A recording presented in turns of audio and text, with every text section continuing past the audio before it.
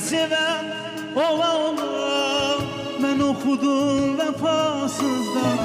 Beni seven ola ola, ben okudum vefasızdan.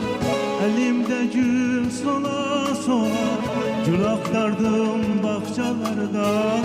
Elimde gül sola sola, gül aktardım bahçelerden.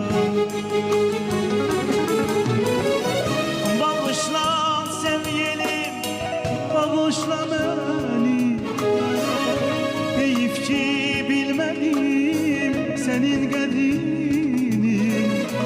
Gitmişsen almasan sen her şeyimi. Bağışla sevgilim, bağışla beni. Bağışla sevgilim, bağışla beni. Deyip ki bilmedim senin qədrini. Gitmişsen almasan sen her şeyimi. Bağışla sevgilim, bağışla beni. Benim pak eşkimi kime değiştin? İlleyen bir tarzime değiştin. Zaman mı değişti, sen mi değiştin? Ben o sevgilinem, sen o değilsen.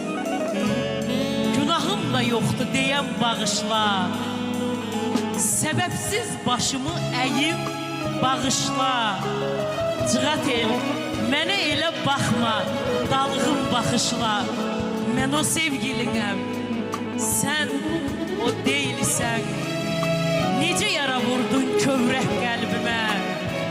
Mən nə deyim sənin kimi həmdəmə? Həqiqət acıdır, desəm incimə.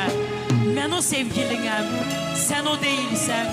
Gülüşmü, yaşmıdır gözümdə donan? Sevgi təbəssümü üzündə donan?